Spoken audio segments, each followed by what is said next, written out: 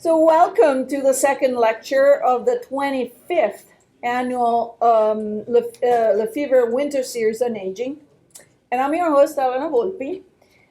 This lecture series features nationally and internationally renowned speakers who focus on topics relevant to aging and geriatrics. This series honors the memory of Dr. Edward James Lefeber. Dr. Lefeber was a UTMB professor of medicine who was a strong proponent of elder care and the study of aging and geriatrics at the time when few doctors prepared to care for older adults. Right before he died, UTMB established a division of geriatrics, which is carrying on his medical legacy. After his death, family and friends endowed this lecture series in the City Center on Aging to honor his memory. Today, I'm really happy to introduce a good friend and a neighbor from Houston, Dr. George Taffet.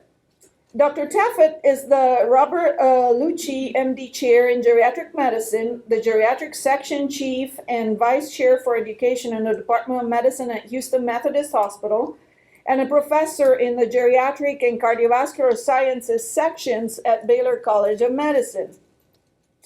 Dr. Taffet obtained his undergraduate and medical degrees from Brown University, and then he trained in internal medicine, geriatrics, and cardiovascular sciences at Baylor College of Medicine, where he was also hired as an assistant professor many years ago, and he remained there throughout his career, climbing up the academic ladder all the way to the positions he's holding right now. Throughout his distinguished academic career, Dr. Taffet has been funded for research on the basic mechanisms of aging, also for geriatric education. He has published more than 130 peer-reviewed papers and several book chapters, and he has participated in a number of review panels for several federal agencies, including the NIH, NASA, and the VA, and the USDA. He has also received a number of awards, including the Fulbright and Jaworski Teaching Award in Education and Educational Leadership, the Barbara and Corbin Robertson Presidential Award for Excellence in Education, and the Master Clinician Award from the Baylor College of Medicine. And today we'll talk about heart rate and diastolic function in aging. And so please join me to welcome Dr. George Taffet.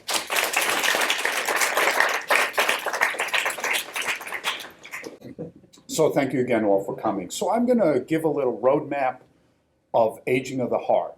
And then I'm going to talk about the places where the aging of the heart is most apparent.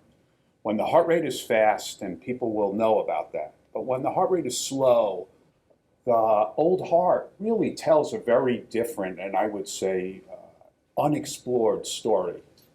In part because as professors, we all lie to medical students and set up this horrible trend, but won't go there now. So what are my goals? My goals are to talk about what fast heart rate does and how it reveals or impacts diastolic function. Remember, diastolic function is not how well the heart squeezes, but how well the heart fills. Every time it squeezes, that's fine, that's systolic function. But aging really impacts how well the heart fills, and it has to fill at a low pressure, otherwise the fluid backs up in your lungs and you get short of breath. So we'll talk about what slow heart rate does to diastolic pressure. I'll talk a little bit about how we ignore what heart rates we get our studies at and how we may mislead ourselves or fool ourselves. And then I'll talk about in a little bit on HFpEF, a kind of heart failure where the heart squeezes fine but relaxes poorly, and that's a heart failure that's very common in older people and much less common in younger ones. So this is my simplified roadmap, and at least it's not one of those ones that has a million different arrows like I've seen some people. But the way that I'm going to do this, I'm going to talk a little bit about the changes in the arteries, how the changes in the arteries make the aorta stiff, and this really refers to arteries that have names. You don't have to know what the name is, but if it's big enough to have a name, then these things that happen are important. The end result of that is that the work of the heart increases, the amount of load on the heart increases, and then that's going to set up the rest of the story. So I'm going to start with what happens in the periphery and then work centrally.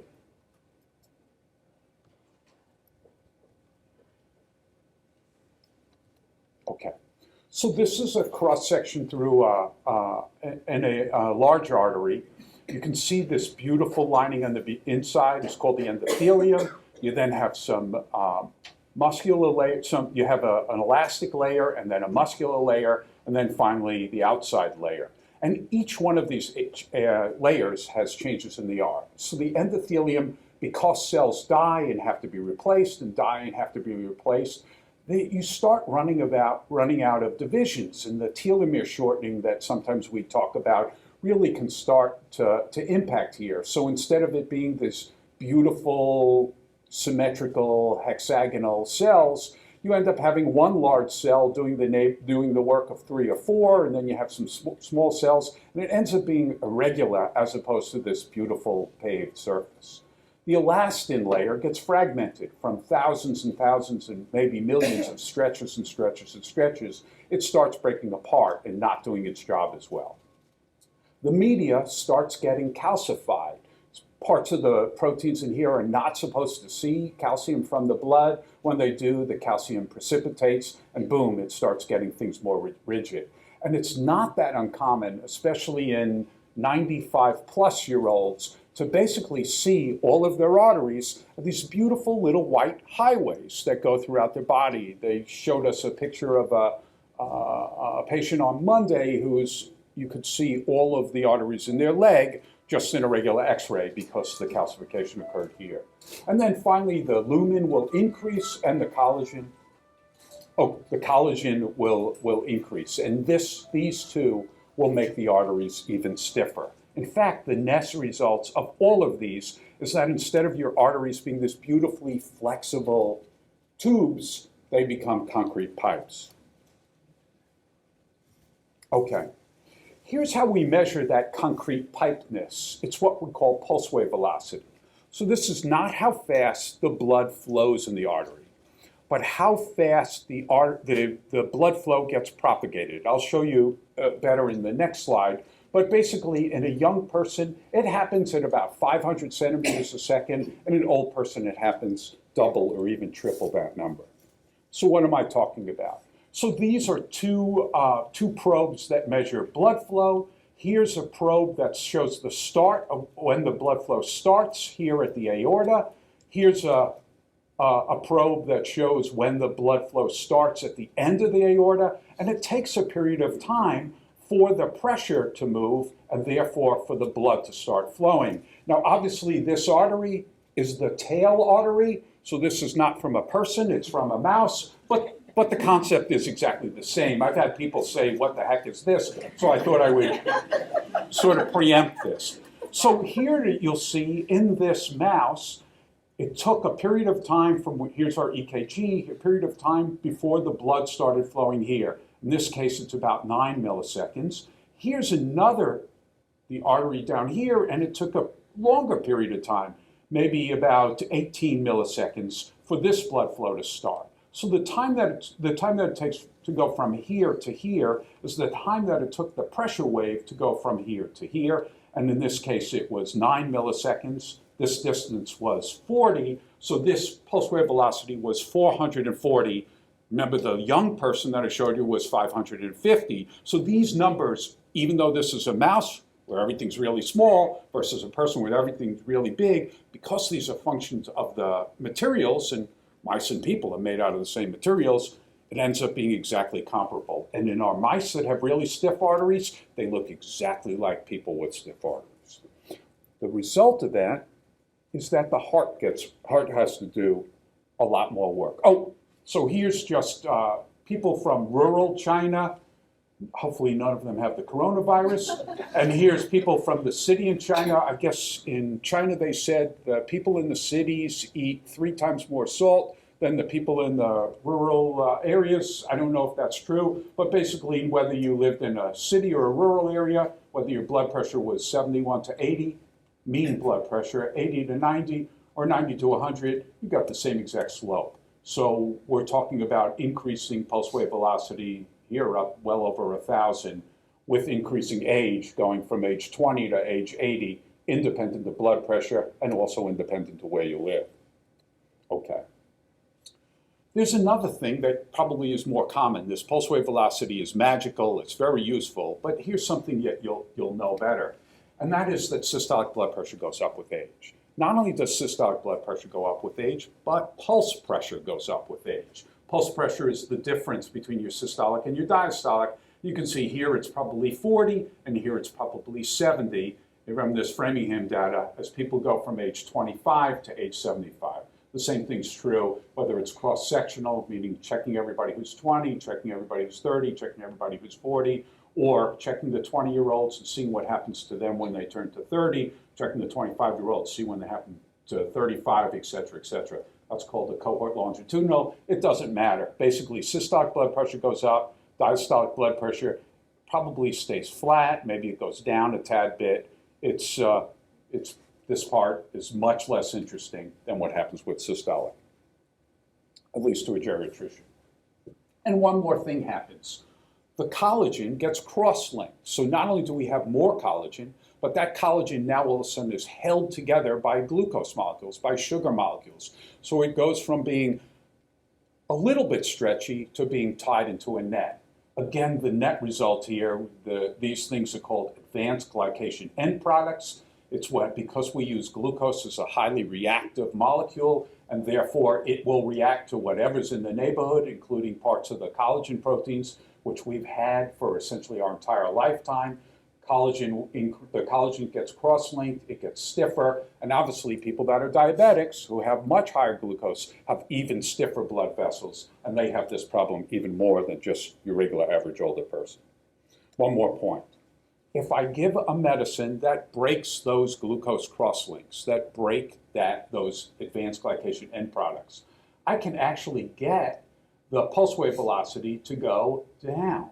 Here going down to about 70% of control, I stop the medicine and it starts going back up. So by breaking that advanced glycation end products, using a drug that's never made it out of the clinical research arena, we can actually tweak or decrease the stiffness of the arteries. So this really is maybe a malleable product, though it's not ready for prime time. One more thing. Nitric oxide. I love this slide. I wasn't going to use this because I didn't want to talk about nitric oxide, but I like the expression old vessels can't say no, so apologize and humor me. But nitric oxide is something that allows blood vessels to dilate. The amount of nitric oxide that's produced by arteries taken from older animals versus middle-aged animals versus young animals is markedly reduced. Interestingly, the enzyme that makes nitric oxide is actually increased in older animals. So there's a problem getting the substrate. There's a problem getting the arginine to where this is made, and that's a whole nother story. Okay. We are not talking about atherosclerosis. So even if you're a vegan, we're not going to a vegetarian place tonight, are we? Okay, just want to make sure. Even if you're a vegan, you're going to have these problems.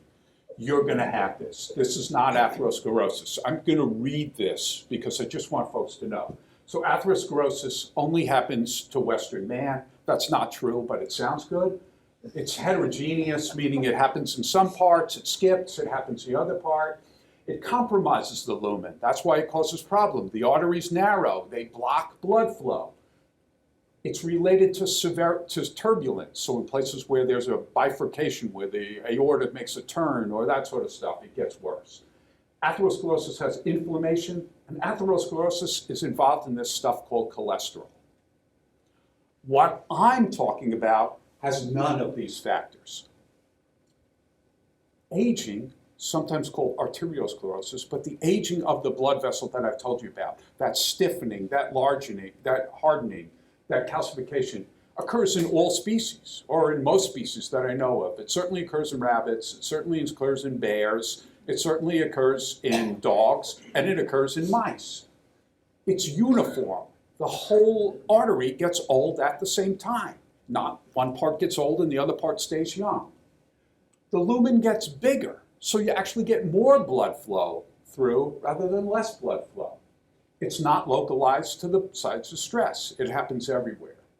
there's no white cells, there's no inflammation, and there's no cholesterol. So this is one of these things that maybe we can avoid by exercise, maybe we can decrease a little bit by caloric restriction or some of the other anti-aging manipulations, but this happens to us all. Why am I talking about all this? Because this increases the load of the heart. The age-related aortic stiffening increases the load. And it increases the load in an interesting amount. It increases the work in an interesting amount. One thing is, because the blood vessels get stiffer, that pressure wave that I showed you goes down to the bifurcation of the aorta and comes back up.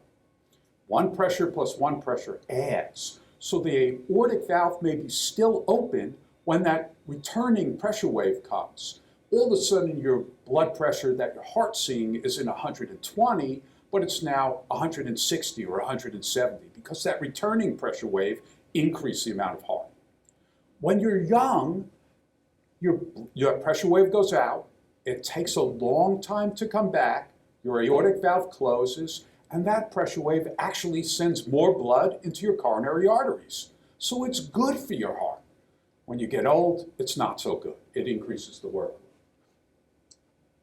In the places where the two pressure waves pass each other or one pressure wave's going and then flips back, it actually does damage to the heart. And this is a whole nother talk about abdominal aortic aneurysms and how it happens there, at the base, basically at the furthest part where the aorta is still the aorta. And then finally, because that pressure wave and that stiffness occurs, you get systolic hypertension, not diastolic hypertension. That's a young person's disease. Systolic hypertension is an older person's problem, and this is one of the things that we associate with strokes and lots of other bad things. Okay, so I went through this. Our net result is the arterial stiffening. I talked about how that impacts pulse wave velocity and that impacts systolic pressure. And what do? We've increased the amount of work that the heart has to do, and now the heart has to adapt to that. And that's going to be the next part of this talk. When the heart adapts, it adapts by strengthening its squeeze, and that leads to impairment of that relaxation. The wall gets thicker, there are choices in some of the enzymes, and basically you end up with a situation where the heart squeezes well, but relaxes poorly, or squeezes well and fills poorly. If that gets to the point where it causes disease, then you have heart failure with a good squeeze. And that heart failure with a good squeeze, when I was in medical school, we talked about it as being something that was just interesting but irrelevant clinically. I've since learned that if you're 40 to 49, it's actually around 20% of people. And these people, just as an aside, are people that are really obese. And they actually have fat inside the pericardial sac that holds their heart. So the fat is competing with their heart for space, and therefore they get heart failure because the fat's basically squeezed out the heart. As you get older, though, you start getting what I talked about, where the heart gets stiffer and stiffer and stiffer. And if you're over 100 years old, or 100 years old or older, and you have new onset heart failure, I rounded in the hospital over, not this weekend, but the weekend before, we had a 103-year-old and a 101-year-old. So this is a growing and real population. They all have heart failure with a good squeeze, what we call HFpEF. The disease that they have is different than young person's disease, and this is how I think about it. A 100-year-old, or in this slide, the 80-year-old, has a whole bunch of aging changes on their heart and vascular, and that has this little disease component. And if you just focus on disease, if the cardiologist just focuses on disease, if the treatment just focuses on disease, they're still really close to getting in trouble again, what I call crossing the precipice. So let me give you the analogy. If I have somebody who's young and I decrease their disease burden down to here, and they go to a baseball game and have some salted peanuts, they're not going to go into heart failure just from those few salted peanuts. In this person, if I treat just their heart failure and I get them just below that pink line, they don't have to eat the salted peanuts. They just have to look at the salted peanuts, and they're going to cross that precipice again. So if you only deal with this and ignore this, you're in trouble. And that's, unfortunately, I think where we are in some of the diseases really important to aging. Okay, so this diastolic, this ability to react, to relax. I've told you about it, I've used my hands to do it, but it's actually really a complicated process. Getting the pressure down, letting the heart fill up is really a big deal. And it includes things like how fast the heart relaxes, how much suction the ventricle can do, pulling blood out of the lung and into the heart. It's called diastolic suction. The right ventricle and the left ventricle are in a fixed cavity. They're competing for space. And if you add the fat, then that makes it even worse. So this ventricular interaction is a big deal. And then things like the pericardium and things like how much collagen is in the heart and how stiff the heart is itself. All these things make a very, very complicated thing. And then there's one more thing. All this happens to happen in a coordinated fashion. If the left side of the heart is squeezing while the right side is contracting, and then the right side squeezes while the left side, think of your washing machine. You watch the clothes go back and forth. How much of the clothes come out? None. So the timing of this becomes a really important thing. And the uniformity, not of squeeze, but of relaxation, becomes very important. Okay. So this is my definition of diastolic function. And the thing I like about this definition is that it realizes that this is a wastebasket. It's a catch-all term. It includes a whole bunch of different processes, but the key thing is it allows the left ventricle to fill with sufficient blood for the body's needs at a low enough pressure to prevent the lungs from filling it up. So it's got to have two things. It's got to have enough blood at low enough pressure. It's a low pressure, high flow system, which is really easy to mess up. The things that happen, I'm going to give you this as a summary so you'll know where I'm going. The heart's relaxation, the ability to take calcium away from actin and myosin and put it back where it's supposed to be, is impaired. And I'll talk about some of these things.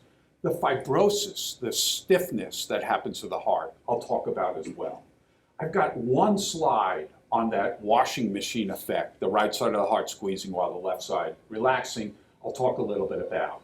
But the thing that I have to remember is that disease block is superimposed on the aging block. So you can't forget, this is not ignoring disease. This is not ignoring the yellow square, but it's saying I need to focus on that blue square because that's where I think the money is.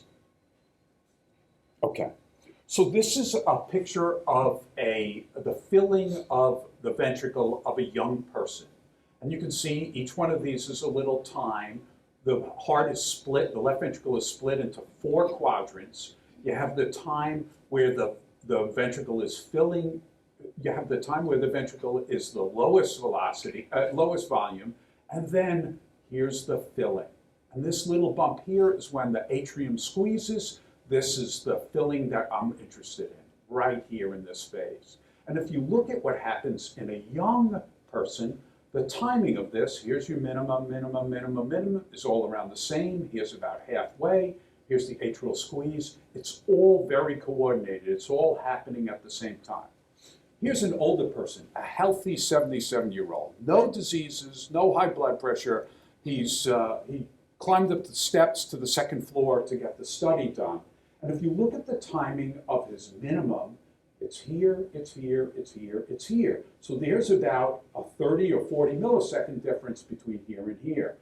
Things are off. If you look at the half time, it's off even further. So this guy is a lot closer to the washing machine than it is to everything being perfectly timed. This timing effect is really something I worry about. And the reason why I worry about it is not because of this man, but because we put pacemakers in people, and sometimes we put a pacemaker in 2 different parts of the heart. It's called a biventricular pacemaker. And sometimes that makes the heart timing much better, but the heart squeezing timing much better. But it makes the relaxation, the filling timing, a heck of a lot worse. So I've had a couple of patients that put the biventricular pacemaker in, and instead of making them better, something else happens. Okay, so let's go to fast heart rate. Why is the old heart rate intolerant of tachycardia? So the first thing to know is how we measure this. How do we describe the relaxation of the heart? So these are muscles from 3 different mice. Here's a normal, let's say, here's the normal wild type mouse. Here's 2 different mice that have had an enzyme that pumps calcium manipulated. The key thing to know is that we look at how fast the relaxation occurs, and we use a measurement called tau, which is 1 over 2.3 something, 1 over E times the relaxation. But we could just as easily look how long does it take to go from the peak to the half. And basically that tau, the shorter it is, the better it is. The shorter it is, the amount of time it takes to get that amount of relaxation to be less. Here's a papillary muscle from a 65-year-old that's healthy and from a 25-year-old that's healthy. I have no idea who donated these. I sure wouldn't agree to be a donor for a papillary muscle, but I don't even want to comment on that. And what do you see? Well, tension is developed equally in both groups. It happens a little bit faster in the young person's muscle than in the old person's muscle. But their heart relaxation, shown here as the papillary muscle, is so much faster in the young person than in the old person. And you can imagine that if I had another beat that happened right here, this muscle would not be fully relaxed in the old person, while it would be well more than relaxed in the young person. So papillary muscles, they both develop about the same amount of tension. The squeeze is exactly the same or just as good in the old and the young, but that ability to dissipate tension, to relax, is much slower in the old muscles. Here's that experiment. This is the thought experiment. So here's an old person. This is the papillary muscle I showed you before. Here's the beats. And you can see at the end of one beat, there's a period where the pressure is quite low, this purple line, and then it starts up again. And what we're interested in is the ability to get rid of tension, the ability to fill, and then how low this purple line is. Now, if I just increase this heart rate by 25%, there's not going to be enough time for this to relax fully. There's not going to be enough time for this to relax fully. There's not going to be enough time for this to relax fully. And so the pressure is going to start accumulating, and that's going to be trouble. And here's what we've done. We've done exactly that experiment. We've just increased the heart rate 25%. So that's taking a heart rate of 60 and making it to a heart rate of 75. That's not fast. That's just reality. Here you can see that the heart does not relax with that given period of time, does not relax with that given period of time. And so the pressure goes from this beautiful purple line down here where it was fine. All of a sudden we start having some fluid backing up from the heart into the atria, into the lung, and the person feels short of breath. In fact, you can use the same approach to really show some very interesting things. So remember, the tau, the shorter the better. I'm going to take a person and I'm going to use a pacemaker and increase their heart rate from 60 up to 140. If their tau is short, their cardiac output, how much their heart is putting out, goes up exactly like we expect, right? If our heart rate goes up, our cardiac output goes up. That's why the heart rate goes up. But if our relaxation is bad enough and we don't give enough time for the heart to fill, suddenly our heart rate's going up and the amount our heart's putting out is going down. What a paradox. Heart rate goes up, your cardiac output's supposed to go up. But even with a normal squeeze, if your relaxation is bad enough, if the ability of the heart to fill is bad enough, your heart rate goes up and your cardiac output goes down. Here's the same thing showing now the pressure. How short a breath I'm going to be is how high the pressure is. Here I'm taking different taus, but let's look at the bad taus at the 90. At a slow heart rate, the filling pressure is fine. The second I start increasing that heart rate, the filling pressure goes up and up and up. And at a 25 or a 30, I am very short of breath. So that impaired relaxation, forget about disease, just from being older, is now making me short of breath at a heart rate that's not that unusual if you're going to go up a flight of steps. Okay. Well, I cheated a little bit on this, and I'm telling you now I cheated. The way in all these experiments I increased the heart rate was with a pacemaker, or in the model with a pacemaker. If instead I use exercise as the stimulus, actually our heart starts to relax a little bit better in response to exercise. But it sure doesn't relax as well in the old animals as it does in the young animals. So here, shortening that tau or that half relaxation time, it does happen using isoproterenol as a model of exercise. It sure does happen, but it doesn't happen as well as the young ones. Okay, so what happens in relaxation? Well, you guys probably all know this. These little red dots are calcium. These are actin and myosin. So when we're sitting at rest and we're young, we have a ton of calcium stored up in these capacitors, in the storage vesicles. When the heart wants to squeeze, a few calciums come in from the outside of the heart. It triggers an avalanche from the sarcoplasmic reticulum, from that storage thing. That allows actin and myosin to bind calcium and therefore cause the squeeze. But then the relaxation has to occur. And what happens is these little red dots have to be pumped away from the actin and myosin. And there's a wonderful pump that pumps 90% of the calcium back up into the storage vesicle. That pump is called the sarcoplasmic reticulum calcium ATPase, or the Circa. That Circa goes down with age. So in the old heart, instead of pumping it into that storage vessel, you're now pumping it out of the cell. Much slower, much farther. That's why relaxation is so much slower. I had to plug one study that I did a billion years ago. I apologize, but indulge me.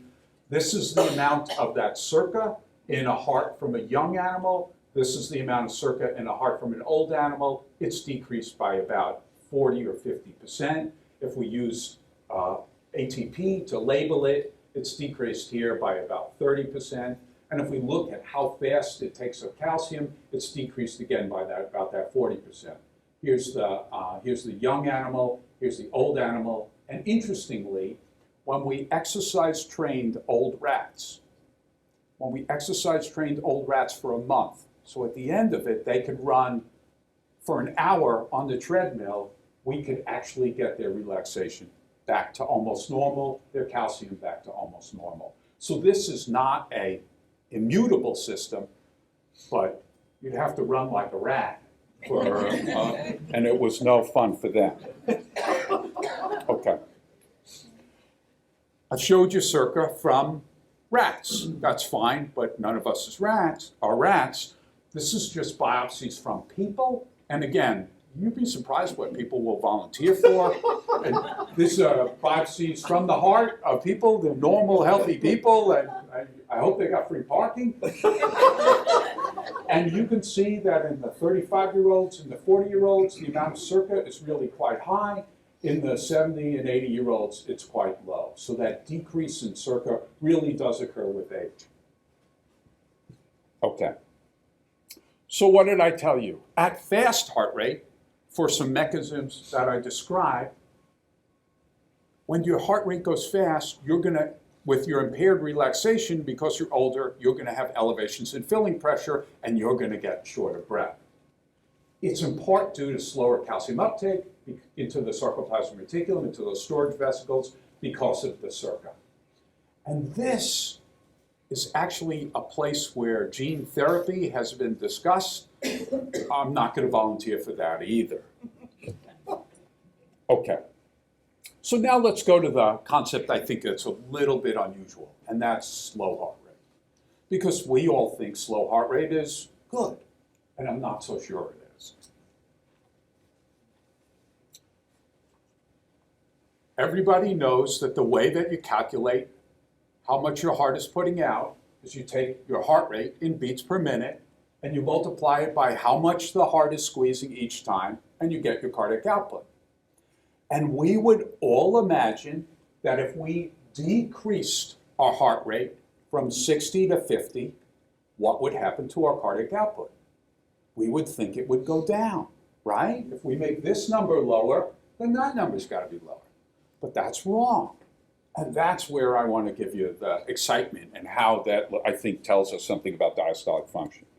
So some of this is really old data. I apologize. This is from 1991. This is a study with dogs using all the catheters and all the stuff that they used to be able to do in dogs. And what I want to show you is if you take a dog and you start slowing down the heart rate from its resting, which is probably around 100, down to 80, down to 50, that the cardiac output doesn't change at all. So if the cardiac output doesn't change at all, and I decrease the heart rate by 50%, that means the stroke volume had to go up. And that's what happens to each and every one of you when you go to sleep, that your cardiac output doesn't change, your heart rate goes down, and so your heart compensates by squeezing more each time. Here's just what it looks like in graphed out. So here's the stroke volume.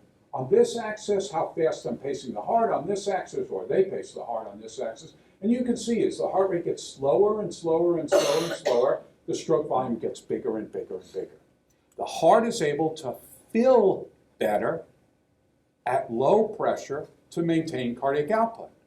Well, that sounds very similar to that definition of diastolic function that I talked to you about at the first place. So there are drugs that are actually, some of you may be taking, that slow down the heart rate. And maybe it's worthwhile to use them to look at diastolic function. So these drugs are called funny channel inhibitors. Catchy name. They're actually the two that are available are ivabradine and zadabradine, though I will say when we started doing these experiments, neither of them was available in the United States. And I don't know if you guys have ever bought drugs from Canada, but actually Australia is way better. They ask a whole lot of questions and they just say, what's your credit card number? So we bought these from Australia, and what was our mailing address? It was really, I don't know if it was that much cheaper, but it was really quite interesting. Anyway, side. So what we end up finding is that these drugs, they slow the heart rate, but they let the heart work as well as it's going to work. They don't make the heart squeeze less. They don't make the heart relax less. All they do is affect the pacemaker, the place that decides how fast your heart is. This is called the hyperpolarization active cyclic nucleotide gated channel. That's why I like funny channels. It's a large complex. It's only in the sinoatrial node, the pacemaker, and the other place it is in the retina. So some people who are taking these drugs will either see spots or colors, or when they look at something that's blue and then they move their head, they see like a blue haze on the next thing that they look at, some weird things. It's not a sodium channel or a potassium channel. It's a both channel. Again, that's one of the reasons why it's called a funny channel. Okay, so why am I talking about this? Because I can use these drugs, I'll show you in mice, but I'm in Galveston, so I got to start with fish. I'm looking at what happens here. So this is in rainbow trout. They have normal hearts, normal function, and I'm slowing down their heart rate. I'm slowing down their heart rate from 60 to 50 to 40 to 30. And their cardiac output doesn't change at all. It goes from 27 to 25, and they just did a whole bunch of these fish, poor fish, and they were able to show statistical significance, but I'm sure the fish didn't notice the difference. Interesting, the filling pressures went up, but they didn't go up very high. This is basically about a 2 millimeter mercury increase from here to here. So here we have a slowing of heart rate by 50% with a trivial change. In filling pressures, these fish have great diastolic function. Here's a person, same experiment. Here's his heart rate at the beginning of the study. His heart rate was 93. They gave him an infusion of ivabradine. He slowed to 87, to 81, to 70, to 68. stopped at 68. I'm sure they probably would have gone lower if he would have let him. Look what happened to his cardiac output. He went from 2.3 to 2.3 to 2.3 to 2.2 to 2.3 to 2.3, went up to 2.5 at the lowest heart rate. It didn't change. He was able to fill his heart. He was able to expand his heart so that he maintained cardiac output. He had great diastolic function. So we do this in the mouse. And again, here's two probes sitting next to each other so we can measure both the tissue Doppler as well as the blood flow Doppler. Here's the blood flow. Here's the tissue moving back and forth. And you can see here's when the blood is being squeezed out. Here's diastole. It happens in two phases. This is the atrial squeeze. This is the early filling. Here's the early filling. Here's it. And basically, we're able to slow down the heart rate and see what happens to the filling. Oh, I made this shorter, so I apologize. Let me tell you about the cardiac output, because I've been talking about cardiac output. So this is each time the mouse's heart ejects blood. You can see it squeezes some blood out, and then it takes this time to refill, and then it squeezes the blood out. And if you look at the area under this curve, that's going to be the cardiac output. And here, and this is a normal mouse heart rate, 600 beats a minute. So mice are used to moving pretty fast. I slow it down with a pacemaker this time, and what do you see? Well, even though the heart rate went from 600 to 375, each time the heart squeezes, it's squeezing out a whole heck of a lot more blood. Here's one beat here at 600, here's one beat here at 300. In fact, if this is about a 33% decrease in heart rate, and this is about a 33% increase in stroke volume. So these mice, young mice, have really good diastolic function and are able to do it. Here's the old guy. Here I took his heart rate from 428 and I decreased it to 300. And there may be a little increase, but it's certainly not the 20% that it would need to be to maintain cardiac output. So if we plot that, we see the young guy maintains and then sort of drops off out here at the really slow heart rates. The old guy, the second we start decreasing his heart rate, he starts dropping off. So his heart rate at 350, his cardiac output at 350, here is 21, it's already 23, and even higher at the faster heart rate. The data are not as pretty in the mice as they are in the people. If we look at the slopes of about 30 mice in each group, it's a lot less in the young guys than it is in the old guys. Okay, so I did that with pacemaking. With all of these studies, except for one of the ones that I showed you, I used pacing in the mice. What happens if I use the ivabradine or the zadabradine, just like I'm doing in the patients? Oh my. Oh, sorry, manipulated two slides. Okay, so I just want to say that here's where we are. If we have good diastolic function, we can decrease our pacing rate and yet maintain our cardiac output. But if we're old, we can't do that. And why does that happen? So there are a couple of reasons. One is collagen. There's an increase in the amount of collagen in old hearts compared to young hearts, and it's about a 50% increase. So what does that look like? So in this stain, blue is scar, blue is collagen. So here's a middle-aged rat.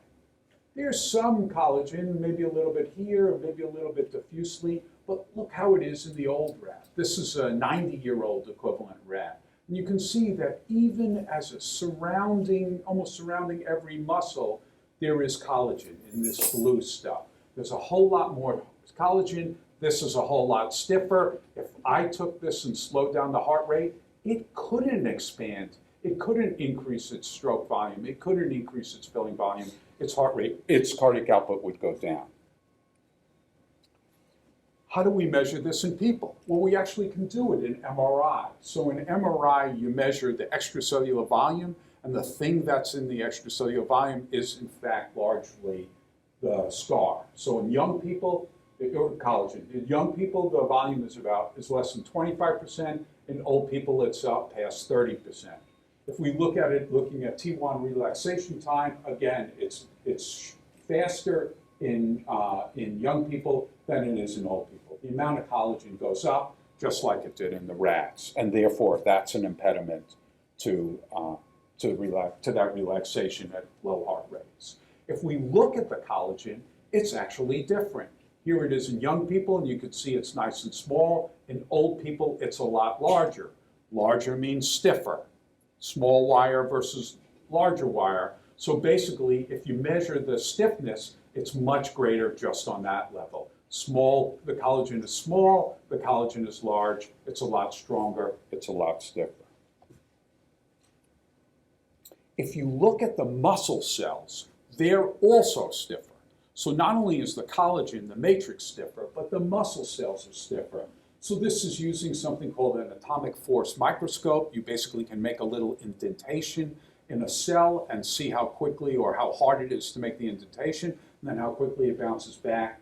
It's stiffer in the old animals than it is in the young animals. And the first indentation and the second indentation are just ways of controlling this. And it's not due to the collagen, because the collagen's outside the cells. It's due to things in the muscle cells, including the calcium leak that we'll talk about, but also things like titin and tubulin, other molecules. So remember I said that for contraction and relaxation to occur, that the calcium has to cycle in and out, allowing actin and myosin to interact and then getting sucked back up into that storage vesicle. Well, that storage vesicle, the sarcoplasmic reticulum, gets leaky with age. So now all of a sudden, instead of all of the calcium being sucked back and away from the contractile molecules, there's some staying there, allowing a little bit of the actin and myosin to interact. And this protein called the ryanodine receptor, really, really large protein, gets messed up with age. It gets oxidized, it gets damaged, it gets glutathiolated. It ends up really allowing a significant amount of leak to occur. That leak not only causes stiffness, but also can cause arrhythmias. Here's just a way to quantify the leak. These are cells that are lying there that are quiescent. In this case, the leak was about 30% in young adult cells, probably reflecting the damage done in isolating the cells. It's about 60%, or double that, in cells isolated from old hearts. If we go and we look for when the calcium leak is enough to make a real spark, to make the cell almost start to attract, quite rare in the young adult, but significant, 3 or 4 times higher in cells isolated from old animals. So as I showed you, the young animal is able to maintain its cardiac output as we slow down, while the old animal is not. And that's with pacing being the key. Now, if we use the ivabradine or the zadabradine, we end up with actually a prettier story. So the orange here is a young animal, and basically you see we slow it down by 20%, and it's still maintaining its cardiac output. When we slow it down by more than that, here by 1/3, it starts decreasing its cardiac output, maybe by about 15%. But the old animal, when we start slowing it down, this is probably within the error, slowing it down 15%, but when we slow it down further than that, it starts decreasing its cardiac output, and when we slow it down by 40%, it's really cut its cardiac output by 40%. Here, the young mice maintained their cardiac index after their heart rate had been reduced by 22%. Old mice had a 15% reduction at the same rate. So they're not being able to increase their filling volumes, they're not being able to increase their stroke volume, they're not being able to do diastolic function well. So here's my take on slow heart rate. Even in the absence of disease, at slow heart rate, you're going to have elevations in filling pressure or compromising cardiac output. The calcium leak makes a difference, the fibrosis makes a difference. There are other mechanisms, including, as I mentioned, the titin, that makes a difference. So the older person now becomes more dependent on heart rate to maintain cardiac output. When they go to sleep, if their heart rate gets too low, they can wake up and be short of breath. that chronic bradycardia. Remember, I showed you with exercise, the heart adapted, there was a benefit. What would happen if we slowed down the heart long term? Maybe that would be a benefit as well.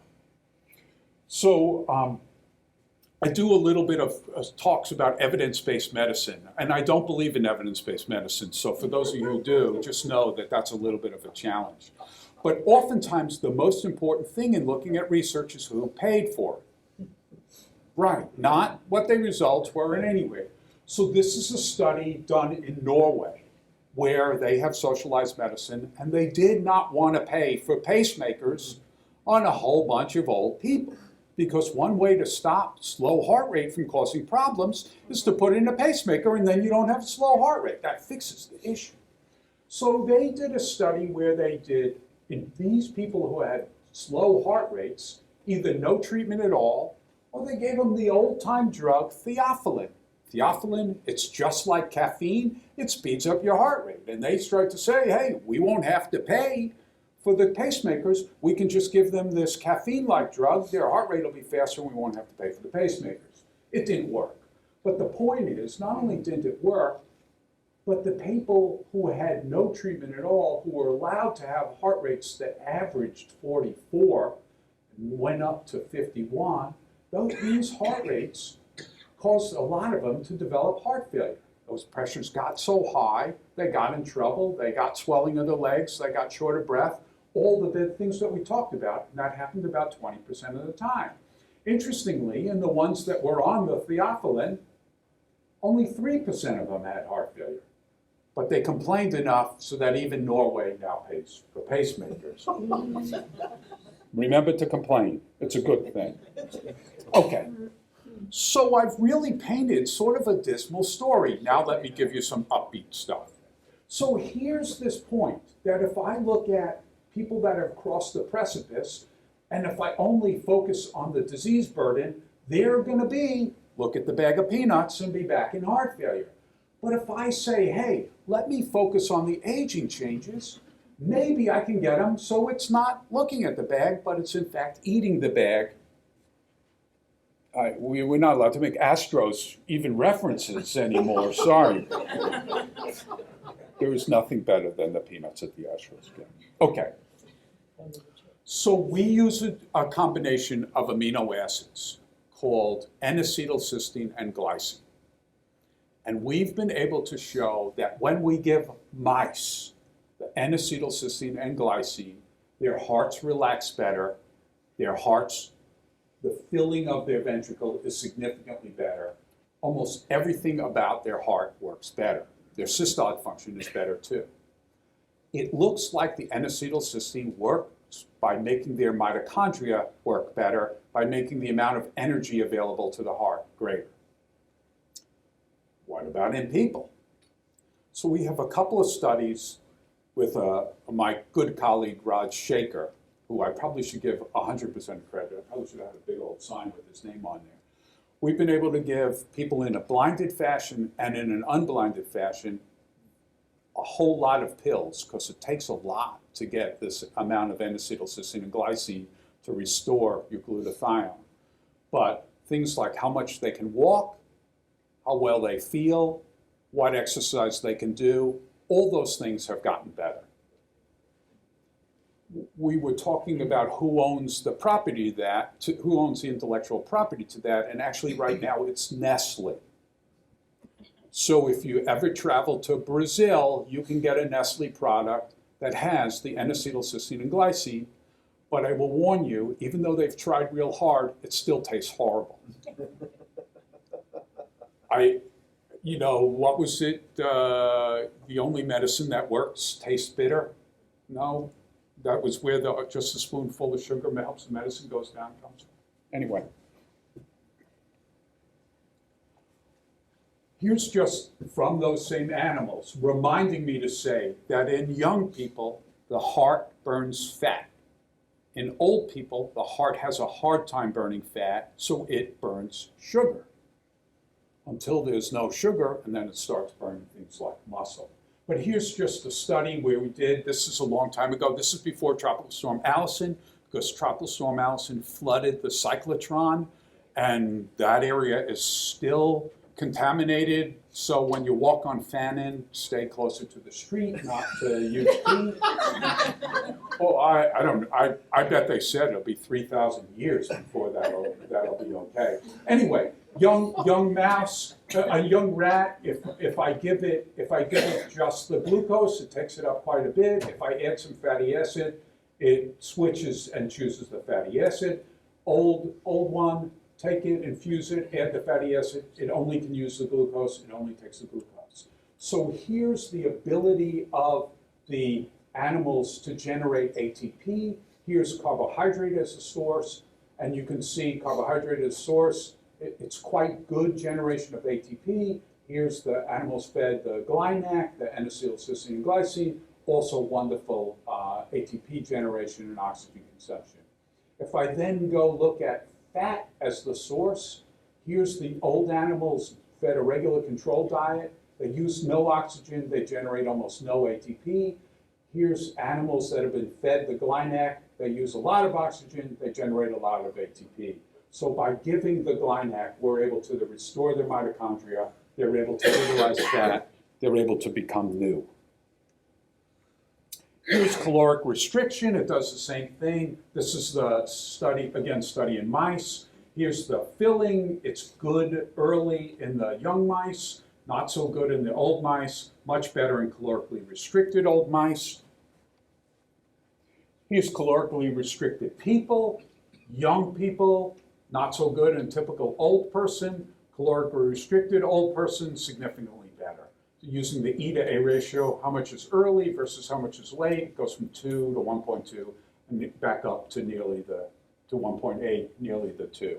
So in those of you who have chosen caloric restriction, it takes about 5 or 6 years of caloric restriction. I'm not there, obviously, just looking at it. So what have I said? Fast heart rates can be used as a tool to show diastolic dysfunction. Or if you're older and your heart rate gets fast, you may get short of breath, a marker of your diastolic dysfunction.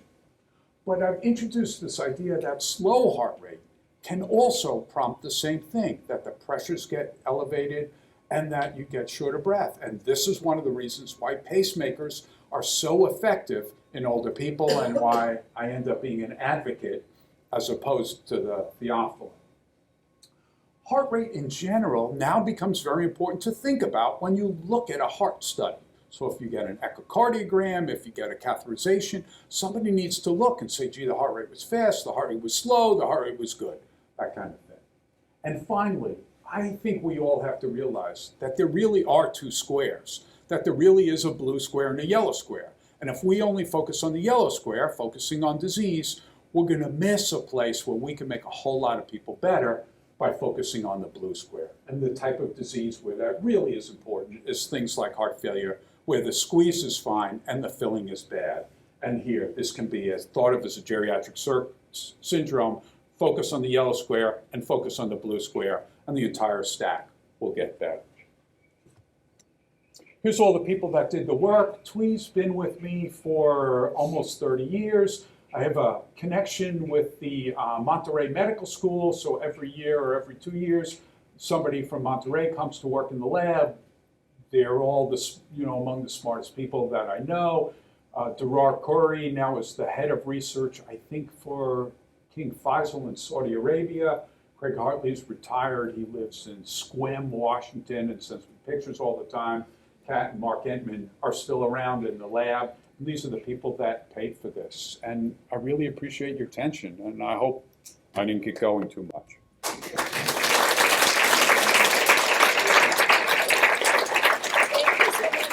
We have time for a couple of questions. Jim. So what's the, trying to squeeze a little good news out of you. So what's the oldest when you go to humans? Earlier you said, okay, you take old rats and you exercise them and a lot of things can be Sure. worse. What's the oldest humans where that has been shown? Where, you take someone who's 60 and you put them on an exercise program for 3 months. Can you do any of that? So I'm going to give you the answer the way you don't want it. We did a study So all the rats that we showed the benefit on were about the age equivalent of 70 years old. When we did it to rats that were age equivalent about 90 years old, we actually caused harm.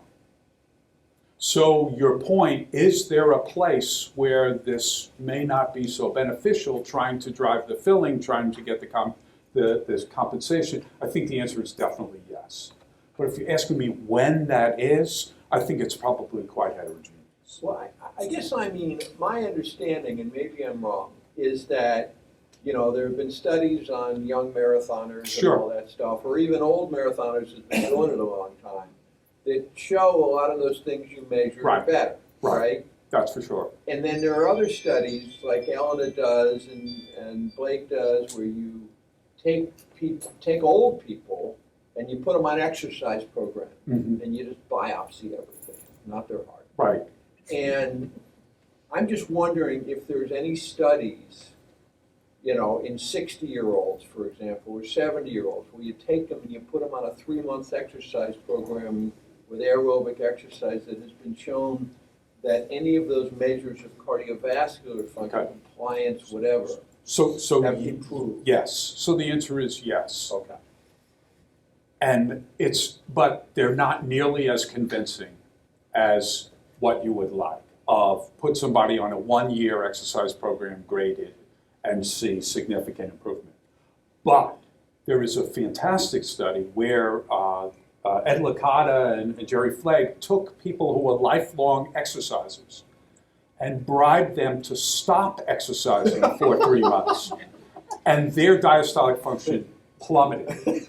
So again, nobody's done the experiment the way you want because everybody's got lives. But in these folks that have chosen to exercise for their entire lives and they've stopped exercising, you can see that effect of exercise within 3 months. And I wonder how many of the ones who didn't have deterioration were closet exercisers and still exercising even though we're taking the money to continue. Well, because you know it becomes addiction is the wrong word, but habit is the right word.